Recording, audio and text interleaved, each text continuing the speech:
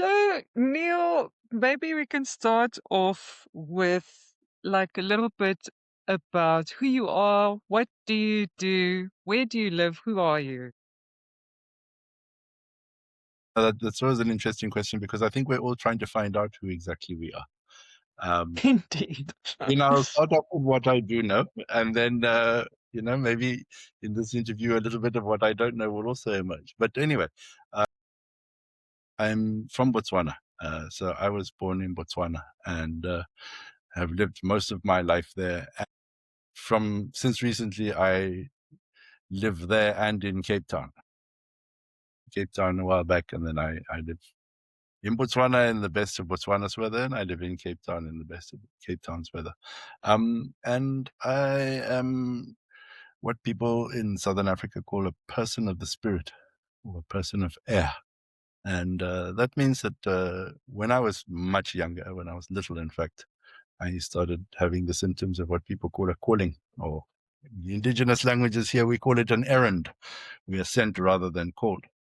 And it's a spiritual calling, and it's a calling of the ancestors. So it became stronger and stronger, and eventually needed to be attended to. And fortunately, my parents are very open-minded and very indigenous orientated, if we can call it that.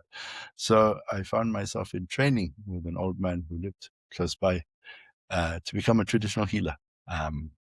So that has been the mark of my life ever since. I've never stopped being a traditional healer, and I've never stopped training as a traditional healer or learning all the things that go with that.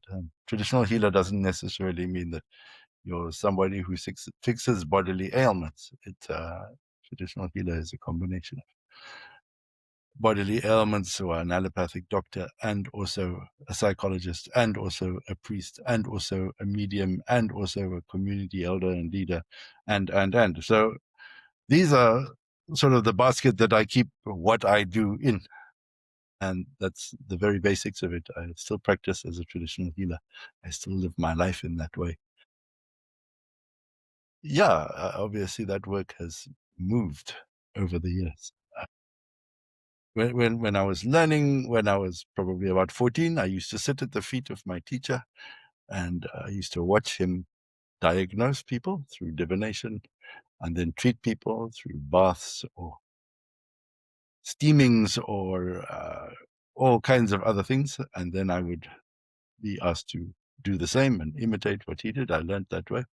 And right the way up to now, where I tend to work with groups of people. I tend to work in the wilderness. I'm very interested in the wilderness, and my spirituality is very much more in the wilderness than it has ever been.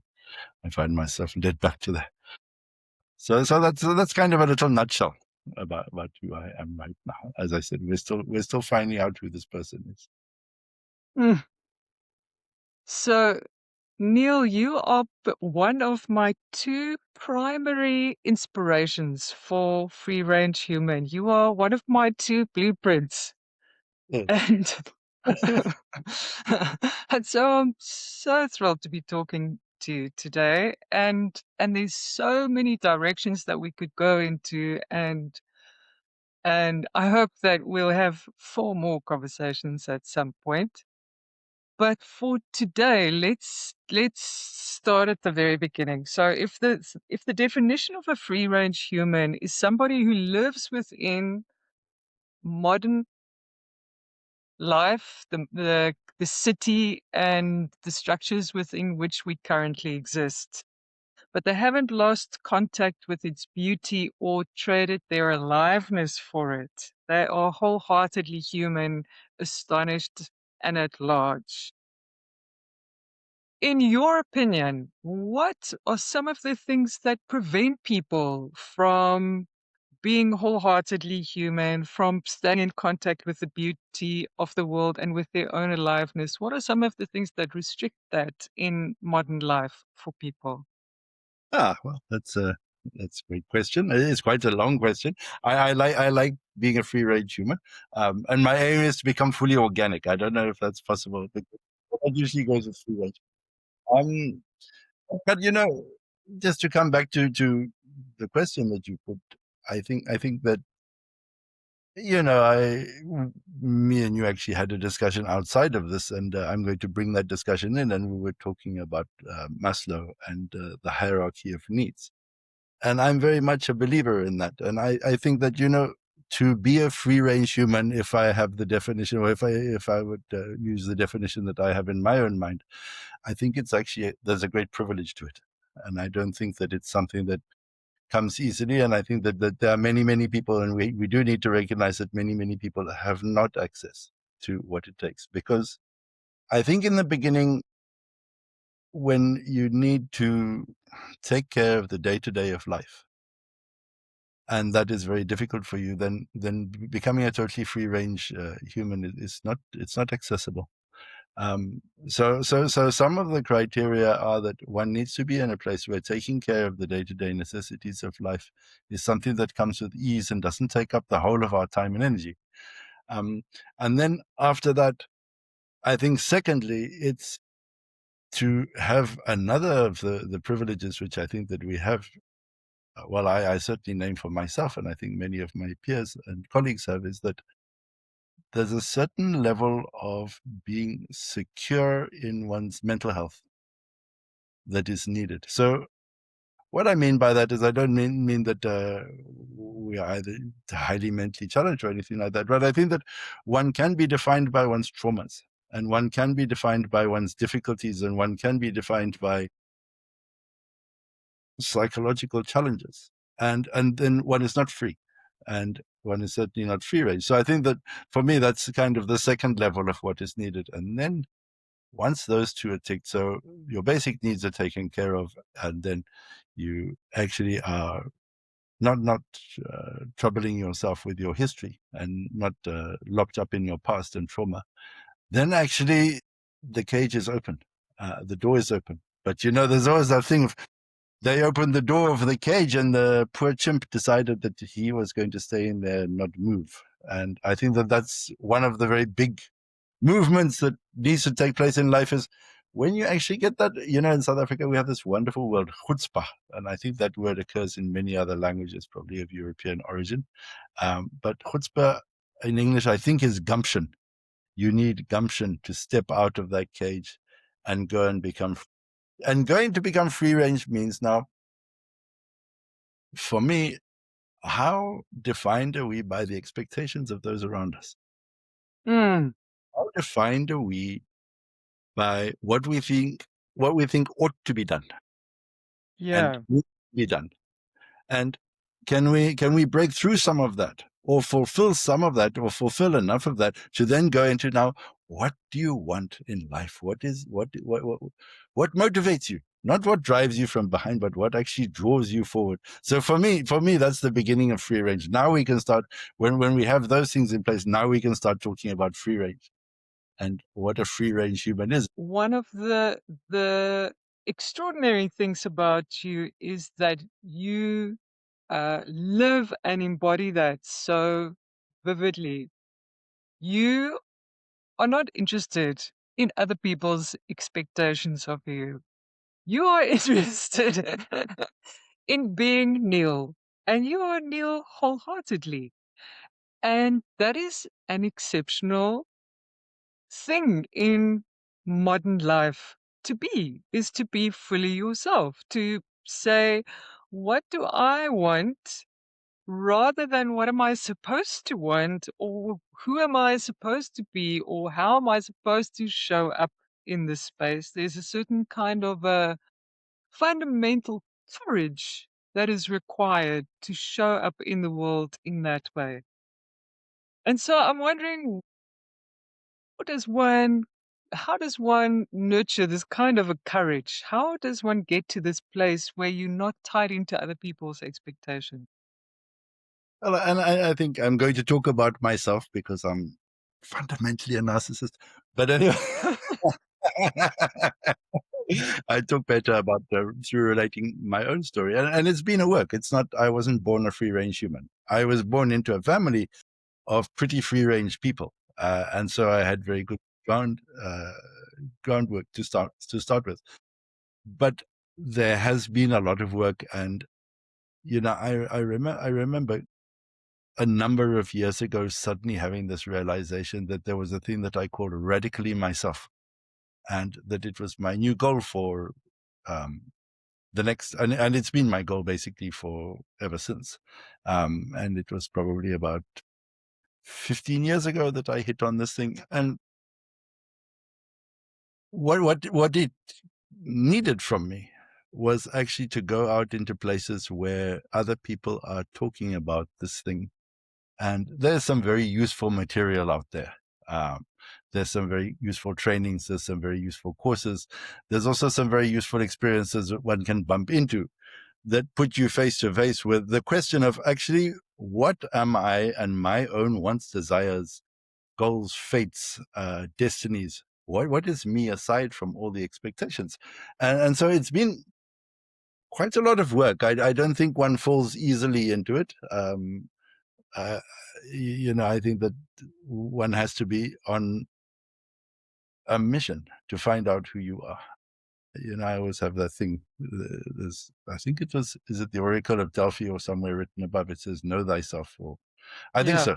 Don't quote me on my Yeah. Greek. Yeah. Above the temple entrance, it said, Yes, know thyself. know And I think thyself. that that's Yeah. fundamentally for me, one of the biggest things is not to be afraid to go into any corner of myself, to thrash it out, to find out what's in there, and to know what I want and what am I Uh, and what are my uh, desires, what motivates me, what are my values. I sit daily with values, asking, what are my values? And my dad always had a good advice for me when I was younger, and he said, don't compare yourselves to others. Compare yourself to your values. And I was, but what are my values? I don't know what my values are. I mean, what are values? And I think you can sit down and you can go through values as a list, and you can say, I believe in this, I don't believe in this. I think this is good, and I don't think this is good. And you just keep on at that until you know your values really well. And then in any argument, you come back to that rather than comparing yourself to the person. You compare yourself to your values, and you can stand with your values, and your values can guide you in what it is that you want, what you think is needed in the world at any time, rather than looking at the internet and the internet social media saying, you need to do this, you must do that, this cause, what's happening in this place in the world, there's bombs going off, there's children starving, oh God, what can I do, where am I in all of this? I think if we have good values, then we know where we are in all of this, and you can attend to what you can attend to, and you cannot waste too much energy on those things that you can't make a difference with. So I think that it's the beginning, you know. yeah. So how do you define your values? If you say you sit down every day to look at your values, what do you do? What does that practice look like? I think in the beginning it's making a list of what are things that are important to you. So I mean, I'm just going to go off the top of my head. I can imagine. I think I believe in charity. I believe in I believe in boundaries. I believe in being kind. Um, I believe in being a good person rather than being a nice person. So, I have a mind that likes to make lists. So sometimes in the beginning, I would make these long lists. And then now what happens is every time I encounter any kind of situation, I make a value judgment. It's like, okay, do I believe that? Don't I believe that? Which side of this argument do I sit on? And do I need to sit on a side of this argument? Or is there a middle ground with it? And so I immediately put myself in any place like that. These are the things I think are good in the world. These are the things I think are bad in the world. These are the things I would go after. These are the things I would avoid. And it's become a habit for me. Checking on values has become a habit. And actually, when I work with my clients, a lot of my work is just checking in with their values to see, okay, so what is it that defines you? Is it the latest internet trend, or do you actually have something in you? When a politician makes a statement, are you going to side with that statement just because that's a political party who you follow and you follow them and that's that? Or do you have values and say, no, okay, this is my favorite political party and my least favorite politician making a statement that may or may not be true? To be able to navigate your way through those things, I think that means that one has a healthy relationship with values. So what's coming up for me is something around trust and trusting yourself and learning to trust yourself. And if you can cultivate that trust of yourself, it feels like there's something solid that starts to congeal inside of you that you can build on and hold on to. Yeah. I think that's a very important thing. It means a lot to me. I think you know me, and so we're not going to make any bones that we're people who know each other, and you've known me for a very long time. I find trust very, very important. But I have a different definition of trust to a lot of people. And my definition of trust is that I can't say I trust you. All I can say is that I trust my own willingness to be with how I will feel with whatever it is that you choose to do or say or omit. So my sense of trust comes from a sense of a feeling that we ought, all of us, to take responsibility for how we feel, and that how we feel is kind of, it's the governor of what we'll do next, how we're willing to feel. So if I'm in a situation and I go, I trust myself, what I mean is, okay, I'm willing to go into the situation, and I may get grievously hurt, but I'm willing to be with that grievous hurt that may happen. So for me that's fundamental in trust, and it's fundamental in relationship to other people, because otherwise I'm trying to manage other people. And I think, Anil, you know me quite well. I'm very good at managing other people, and I tend to impose it on them. And one of my big working in life and one of my big lessons in life is how to less manage other people. But I think that we manage people and we manage situations in the place of where we should actually just be managing our own feelings. So I'm a great managing my feelings and being willing to be with difficult feelings or hard feelings, or the feelings of hurt, the feelings of pain, the feeling of rejection, abandonment, all the little shadow feelings that we try to push away and choreograph our future to avoid. Yeah, okay, so that's a lot, because most of us would love to avoid all of the above. Really, would rather not be there. And so there's something about discomfort and learning to be comfortable in discomfort. Tell me Uh, about that. What I'm does going that to tell look you, like? I'm going to tell you about the way of convenience. Ah, So, you know, some years ago, I took a walk and in a favorite place of mine in nature. And to get, so it's a mountain and it's quite close to where I live in Botswana. And you drive to this mountain and you park probably about 1 kilometer away from the mountain, because you can't drive any further because there's this very, very, very tangled thorn bush. It's called sickle bush. It's tangled, it's thorny. And through it, there are paths that you can follow. Now you need to get to the mountain. Now what happens is you need to look at the mountain first and say, I'm going there. And you set your direction and a course, and you need to keep as straight as you can through that bush, which means you're going to ah. crawl under and you're going to part the bush, and sometimes you're going to break the branches, and it's very difficult. But if you do that, you get to the mountain. Now what the tendency is, okay, you get to a bush and it's a little bit blocked, and you look left and right and you see a little opening on the left. And that way you go. And then you go a few steps further, and then it's again tangled. And you look at, oh, there on the left, there's a little opening. And you go through and you do this, and you suddenly find yourself back where you started. You've gone in a circle because you've always just gone left through the convenient way rather than through the straight way.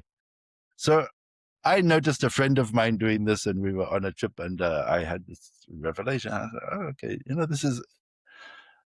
this is what life is about, is we choose the convenient way the whole time.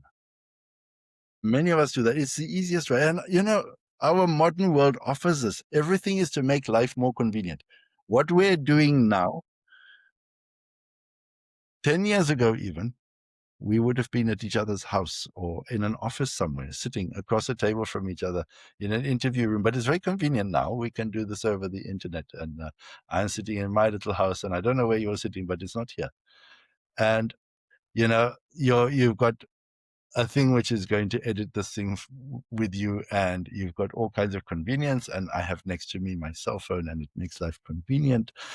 And basically, just before I was doing this, I was looking at my little AI package, and it was telling me how convenient it could make my invoicing system for my clients. So we have all of these things. The promise is amazing. but the cost is life itself, because we have absolutely no discipline. We have absolutely no will. We are eroding those things horrendously. So we can't stick to anything. I don't watch a video which is more than 30 seconds anymore. And I watch a lot of people. They don't watch. When I watch a movie, I struggle through it because it's long. When I read a book, I skip through it because I'm in that very quick, convenient thing of looking at videos on very small, short videos on the internet, on the social media. And they're very convenient. They say everything that they need to say in 30 seconds or something like that. So I look at this way of convenience, and I look at it, it goes with certain addictions that we have, and those addictions are, we're addicted to a sense of security, and we are addicted to entertainment. And just look at those two addictions just as they are. And there's a third one I'm going to come to later on. Just entertainment and a sense of security. Can you put yourself in a place outside of those? Because most of our convenience is to do with those things. Well, that's what you need to be a battery human, is a sense of security and Yes. entertainment. And then you can stay inside the confines of that little Yeah. box. Yeah. And then the third one is comfort. Exactly. Let's make Yeah. us more comfortable. So let's sleep on Yes. a bed the whole time. Let's never take our shoes off in case something pricks our foot. Let's wear clothes. Oh, let's have an aircon so that the weather is an even temperature, like you go into a mall. You can go into those kind of malls which are 24/7, and if you're in the mall, you will not know what day of the week, what time of day, what month of the year, or even what year it is. It's the same. Yeah, it's it's an environment which is absolutely comfortable for you, and you can go Yeah. and you can have your coffee conveniently there. So this thing erodes our will, and it erodes our participation in life. And when you stop participating in life, you are, what did you call it, a battery human? Yeah. You Yeah. are not a free range. You are the opposite of a free range human. You are still in your hockey somewhere Yes. on your eating pad, With your antibiotic comfortably. and growth hormones Exactly. and lots of Prozac. Indeed. Yeah. Okay. I love this. So earlier you spoke about discipline and will as being two things that free range humans have, is discipline and will. And I really want to talk about that. I just want to say also, when you were talking about convenience, I'm reading a book at the moment about marketing, and the whole thesis of the book is that you need to make it as convenient as humanly possible for people to buy from you. So the whole thing is about, how can we remove every obstacle in the way for that person to just be able to reach out, press the button, and voila, the sale is done. It's easy as chips. And that automatically excludes or weakens the will, as you were saying earlier. So, yeah, society is rigged against us. It wants to take away your will. It wants to remove all of these things that I think essentially makes us um, resilient and human beings who are engaged in life in a deep way. So, how do I build this kind of a discipline and sense of will in myself? What do I do? What do we do? Well, I think what we need to do is we need to come back. You used the word society, and I'm going to narrow that down, and I'm going to go the society that you and me live in. Yeah, I live in a certain section of the human population. We live in a certain echelon of the South African population. A certain city we live in, Cape Town, we're particularly known for being a little bit other. But what it is it's not everybody is susceptible to the way of convenience. So the way of AI now, which promises even more convenience, the way of everything on your laptop, the way of everything at your fingertips, that costs a lot of money. And somehow that money to be generated. And I think most of the world's population don't do that. They don't generate the amount of money that it takes to live in the world of convenience that we find ourselves in. And I think the first step is to visit back and visit out of and away from this society that we live in, into places where it's not the case. So I have great fortune. I go back to Botswana. In Botswana, I am a member of a tribe. I live with people who live very traditional lives. A lot of the people who I visit with don't have any access to the internet, don't have access to banking. They live in a cash semi-barter economy. They live very close to the soil. They grow a lot of what they eat. And they are their lives are dictated by the cycles of nature. When it rains, they have providence. When there's a drought, they suffer. So I think one of the things that we do is we go back to those places, or we leave our little bubble and break out of this cage that we're in. It's a golden cage. We have to, and the door is slightly open for me and you. It's open because we are privileged enough to have certain of our needs taken care of. We need to leave and go back to places where people are living in a way that requires discipline, and it requires willpower, and living in the way that some of the people I'm friendly with in Botswana live requires that. And I watch what they do for that discipline, and they grow up with certain practices. So there are certain things that you have to do, and you don't look at how to do it in an easier way. And I look at that for me, I do handcraft. I work with my hands. I make things.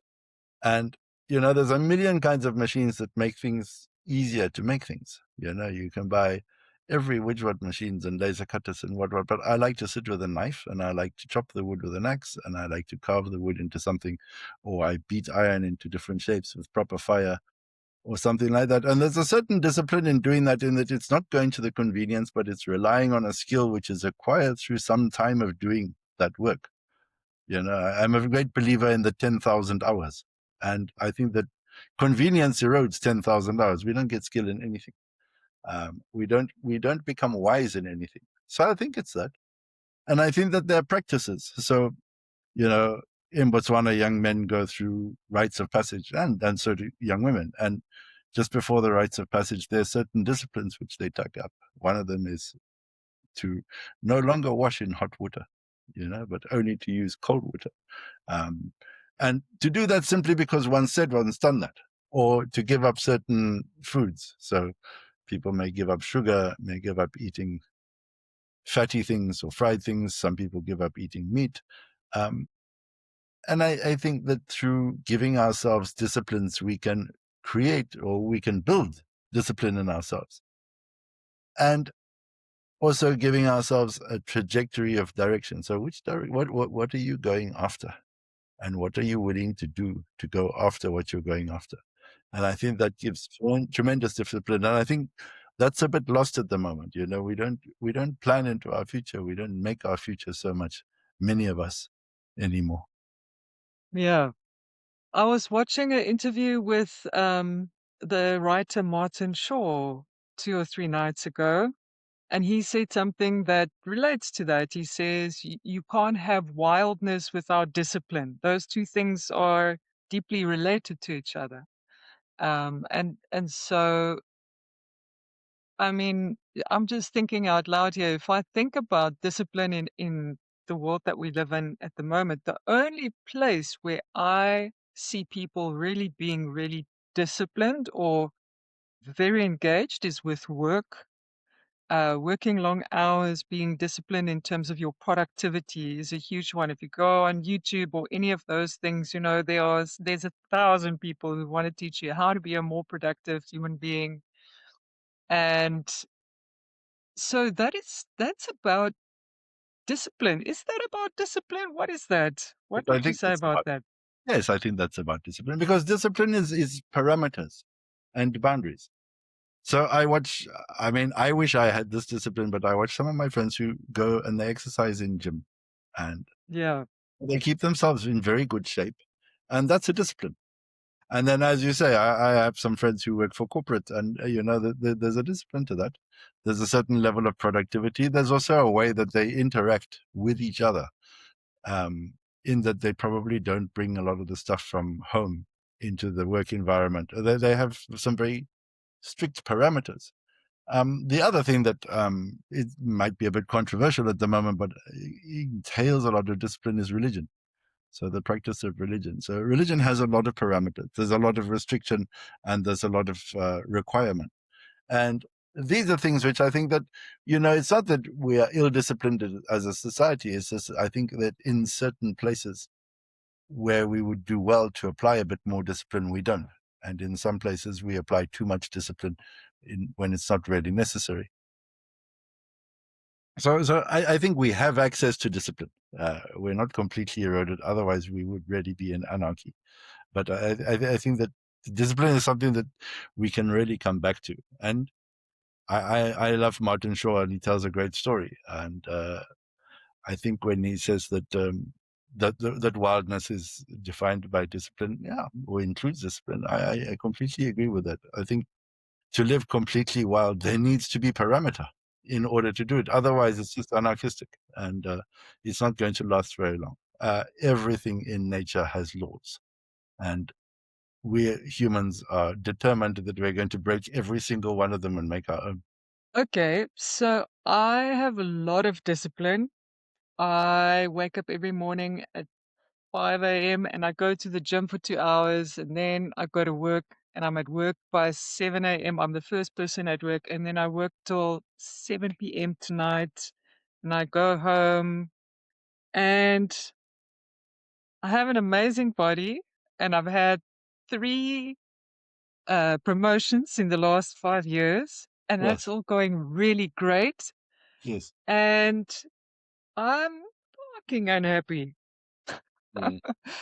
What has gone wrong? Well, I What think the is same has gone wrong as for me because my Ozempic stopped working, and I need a new hit of Botox. And the what do they call those things? The benzodiazepine is not having the same effect that it used to. effect that it had? Yes. So I'm coming to pieces at the seams, and I think that you know you have tremendous discipline. I have outsourced my discipline to everything else, and I think that we are coming apart at the seams for those two being the kind of reasons that take place. Yeah. So what went wrong? I think what goes wrong is back to the beginning of our conversation is, do you know yourself, know thyself? And what are your values? And have you done an internal investigation? And do you trust yourself in situations, or are you avoidant? And there's that old cliche that everyone goes in and say, have you done the work? And I hate it when people do that because I always feel guilty of not having done the work. But I think I've done a certain enough mileage of the work to be in a place of being happy and not needing Prozac. I don't think Ozempic is going to do anything for me, and I don't think that Botox is either. I think I'm beyond those. But I'm also very happy with how I look and how I present to the world. Um, and I think that the happiness comes from having enough challenge in life as well. It's not everything. A lot of my life is very inconvenient. Um, it's a challenge. It's a challenge. There's not there probably is an easier way for me to do a lot of the things I do, and I've avoided that easier way, and I've decided to do it longhand. I still write in a notebook with a pen in cursive writing, which I notice that the present generation can't even read. Um, and it's a very inconvenient way of doing things given what we have at our fingertips, but it's a very participatory way of doing things, and my happiness comes out of participating in the world in a way Hmm. of gravity has allowed me to grow as tall as I am, and I am 6'4". So I believe in challenge, and I think that that's kind of one of the things that we really need in the world. Okay, so this word participation, participating in life. Hmm. Yeah, I mean, it's so easy to just stay at home. And I say that as somebody who loves to stay at home. It's so easy to not participate in life. And before we started talking, you said that there are different communities in which we can participate as human beings. What are those And communities? we belong to communities.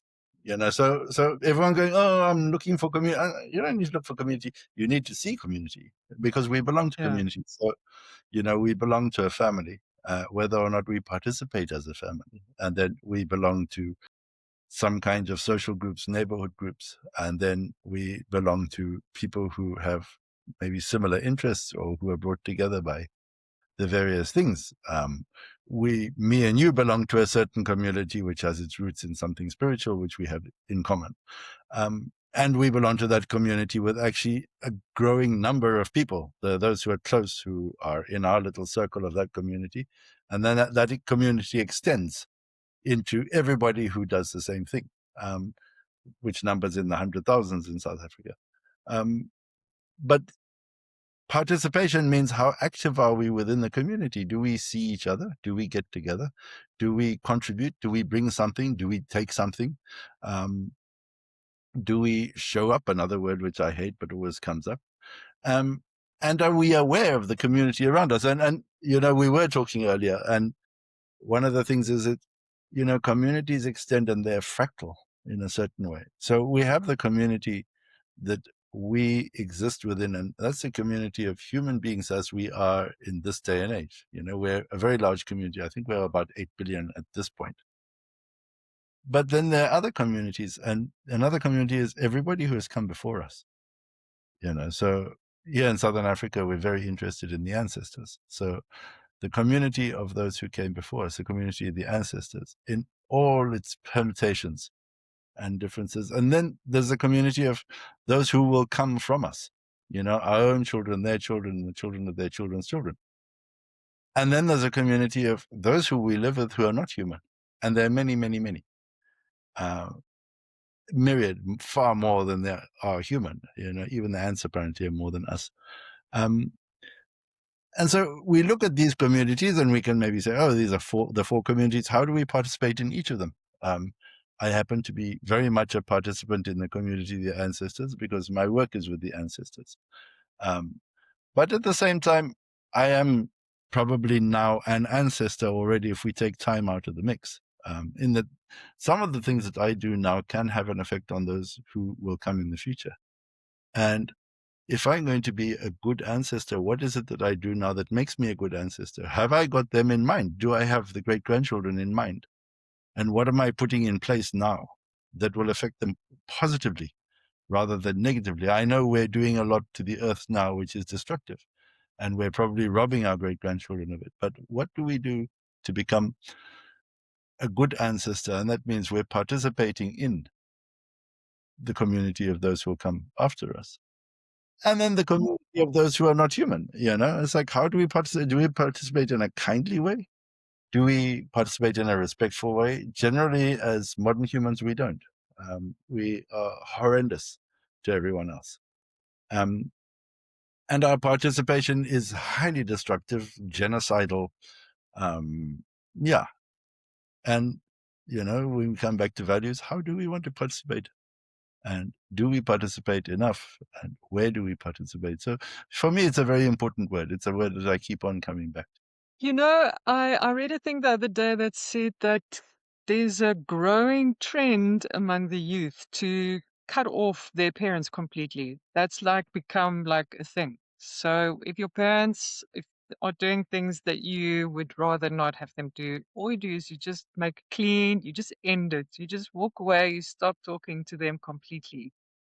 If I'm a 20-year-old listening to this and you talking about I need to participate in my ancestors and or like why should I care? Why should I be interested in any of that if it's actually just a burden, they just don't understand me and why should I participate in my lineage? Well, it's very convenient to cut your parents off. Mm. You're in conflict with them, so just cut them off. Like it's convenient to cut anyone off, actually. Whether it's a good thing or not, we don't know. I mean, the Spartans seem to do very well with it. Their children were basically raised in stables. One gender goes one way, the other gender goes the other way. They were somehow quite a successful society, even though they were a horrendous society.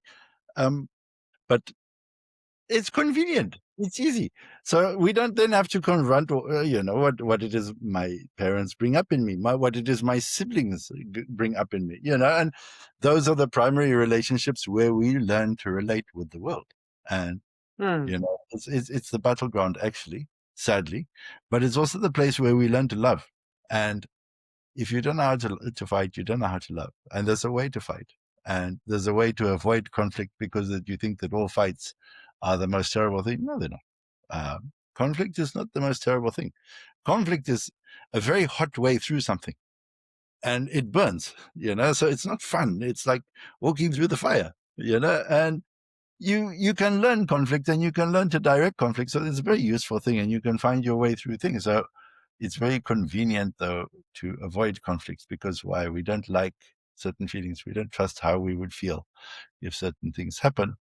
And when you cut off from your parents, basically, you're going to meet your parents in every situation that you encounter. In every relationship, you're going to meet either your mother, your father, your brother, or your sister. And it's going to go on. And if you don't find a way through, my belief is that you're going to be stuck in trying to relate for the rest of your life. You probably will get into that very convenient habit of just keep on cutting people off. Okay. I wish I could remember. There's a term for it. Yeah. Okay. So what's starting to Going emerge no for me is contact. this It's called going no contact. no contact, going no contact. Wow. Going no contact. It's a thing. Yeah. Yeah. Okay. So there's something about we live in this society of convenience. Everything is convenient. If you like something, do more of it. If it's inconvenient or if you don't like it, you just kind of cut it off because that's not fitting into your life. And what you are saying is actually, if you want to be a free range human, if you want to have contact with life, if you want to feel a sense of aliveness and you want to be in touch with beauty, discomfort is absolutely central to that. And in fact, instead of building your life around convenience, it might be more apt, more useful to build around a life around some kind of inconvenience. Am I hearing you right? Yes, and I think rather than saying that discomfort is essential to that, let's say that what is essential is a willingness to be in discomfort. Yeah. And we go back to the analogy I put of walking to the mountain through the tangled bush. You need to be willing. If you want the mountain, you need to be willing to go straight. To go straight, you need to be willing to crawl on your hands and knees over thorny patches, through very tight things with stickly things pricking into your skin and tearing your hair out, and renting your clothes and covering you in dust, to use Yes. semi-biblical terms.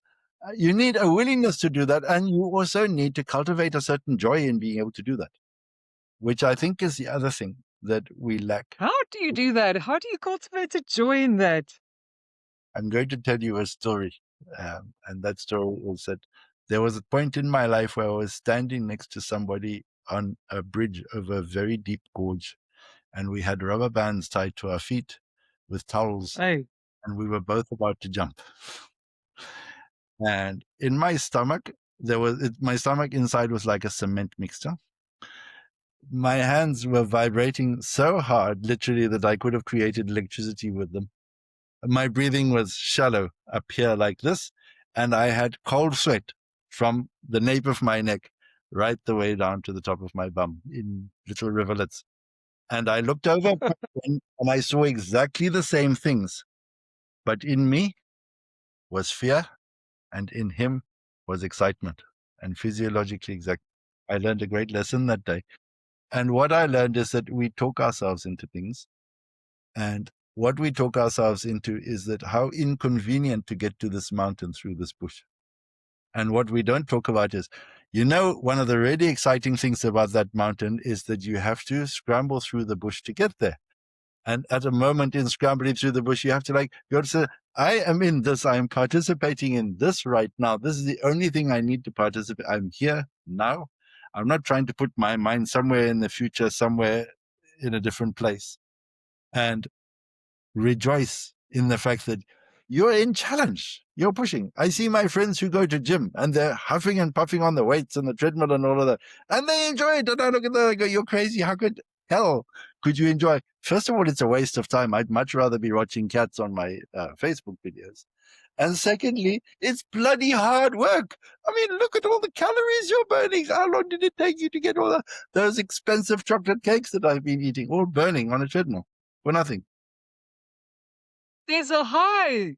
There's a high that comes with that exercising. It's the endorphins, and there's a thing that Oh, happens. however you explain of it, and there's also that thing of taking on a challenge and being in the middle of a challenge. And I work with men and I work with young men, and I take them through rites of passage. And one of the things I notice is them rotting on a couch because they have not been allowed any challenges. They have helicopter parents who micromanage their life, and their life is very risk averse, and they're 19 or 18, and they are poisonous to their parents. And all they do is they lie on the couch in their pajamas, looking at the screen and making snide remarks at anything that passes. And I really believe that one of the things is they're not out in the world being challenged. And I look at other cultures in the world, and the youngsters are out there, they're being challenged. And they're given worthy chores to achieve, and they're given adversity to go through. And they're thriving, and they're happy, and they're not like some of our youth who I watch now. I think that I think that adversity is very important for us. And it feels like, as you say, that what comes up for me is the less expectation there is on you, the more expectation you have of the world. The more the guy lying on the couch is like, well, you should be doing this and I should be getting this, and the expectation of life goes up. Um, and that creates a really good brew for unhappiness. It's a good proof for unhappiness, and we live in a society that puts rights before responsibilities. So we have endless rights and very few responsibilities, and it actually should be the other way around.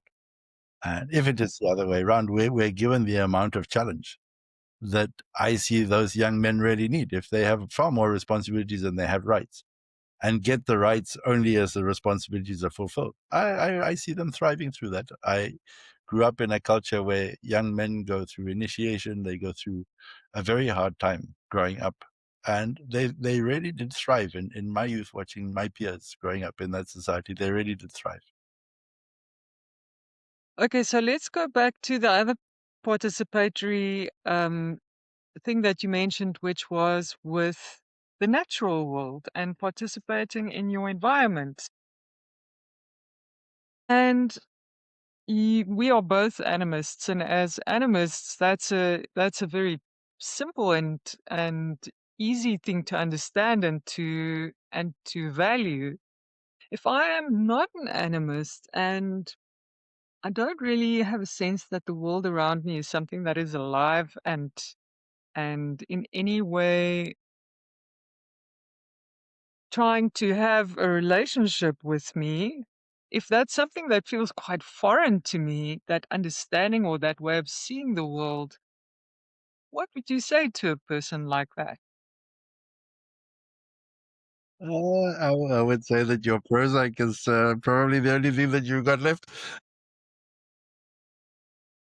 I think we've come to a point in the modern Western culture where there are many of us who believe that we are outside of nature. And I Yeah. think that that's a very interesting belief. And I think that many people believe that without even knowing that they believe that. We have a sense that we are so other than nature, and that we actually call nature, in a way, we say, oh, it's nature. It's something out there. It's not something that affects me. We have othered ourselves so much from nature that we are literally aliens. So we have these little green men who have come into our mythology very strongly.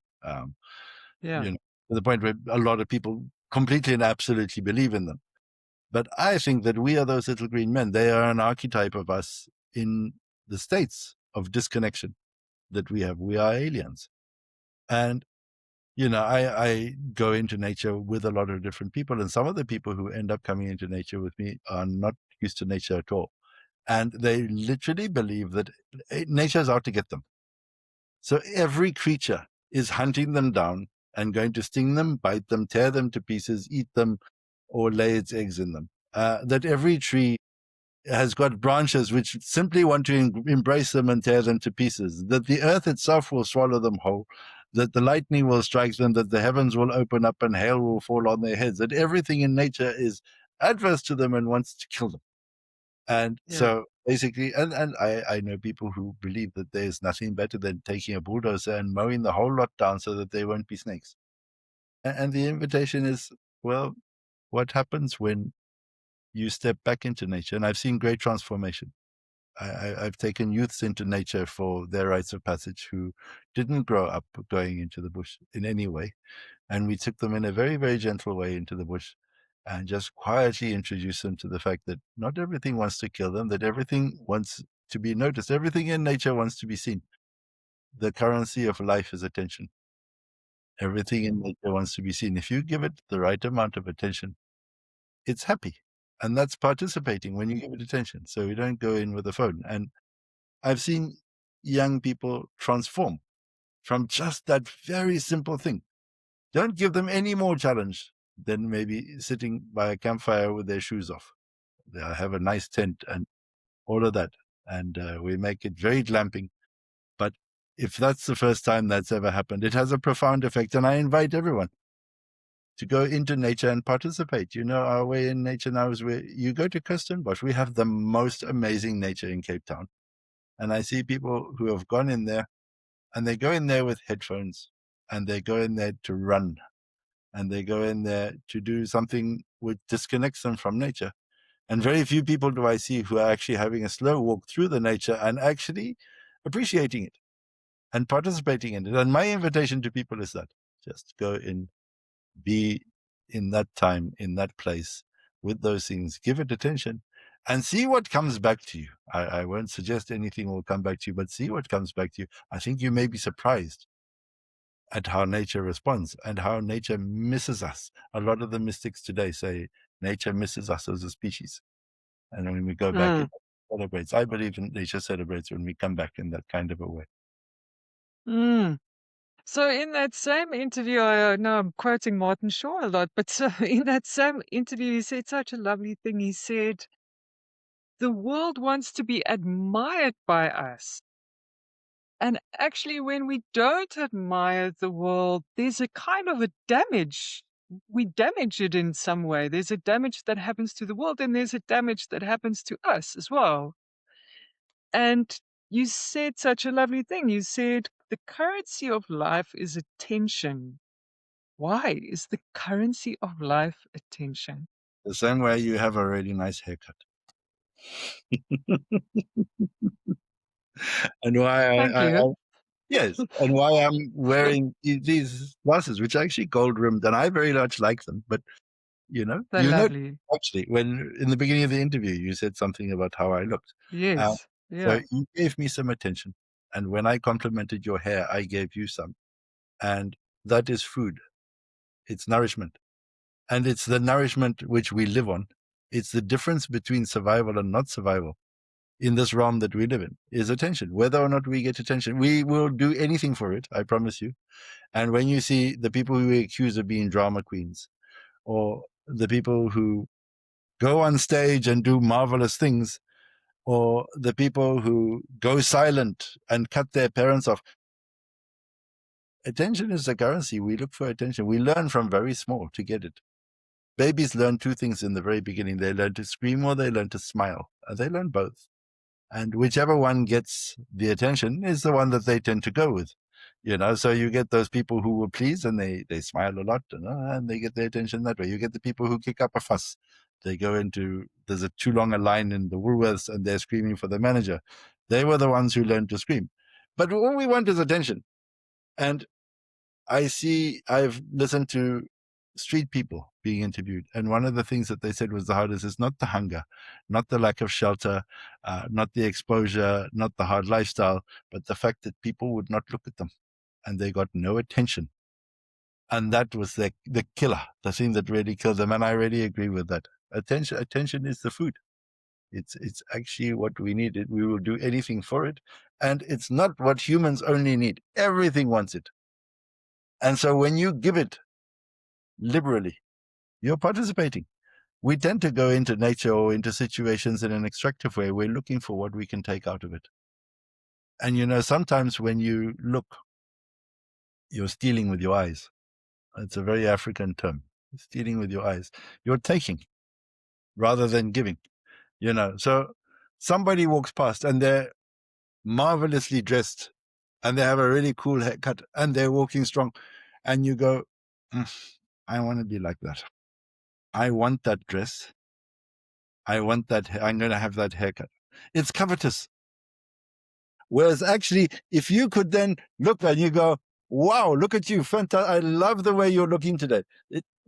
You've given something and you'll still know that, okay, I'm good. Yeah, that dress style, I like it. I can copy it, but you gave something. You didn't steal.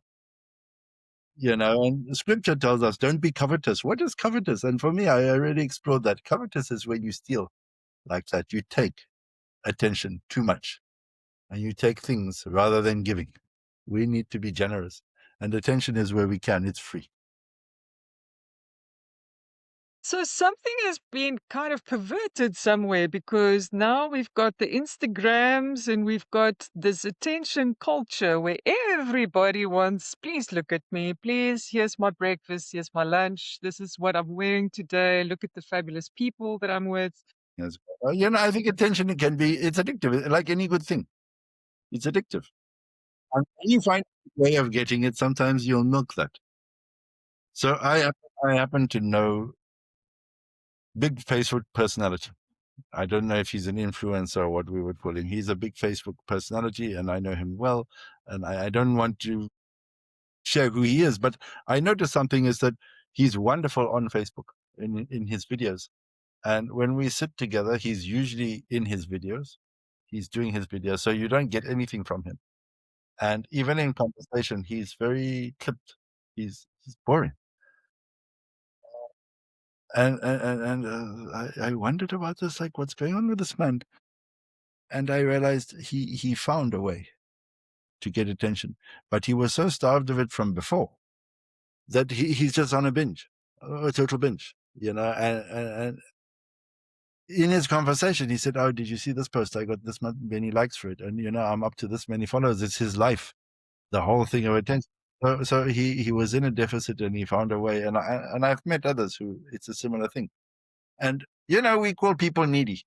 Needy just means that that particular person's way of getting attention is boring to the rest of us or irritating to the rest of us. And then we say it's needy. But actually, we all want attention and we're all doing something for it. And some of us have very fun ways of getting it, and others have ways which we then call needy, which is rather sad.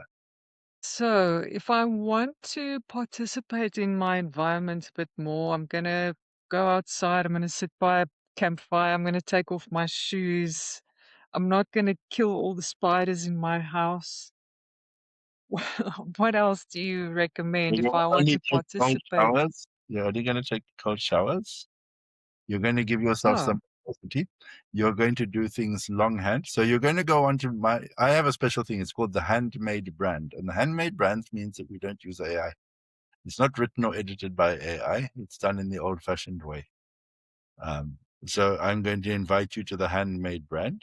And the handmade brand also means that a lot of your notes don't happen on the keyboard, which is very convenient. They happen longhand, like you do your journaling and those kind of things. And you give yourself a willingness to, when you're in adversity, a willingness to look up and say, I'm in the middle of doing this thing, and be a complete and absolute participant in the adversity, knowing that your mountain is straight ahead of you and you're going to have to crawl through this bush to get there, but enjoy every moment of crawling through the bush because you're not at the mountain yet.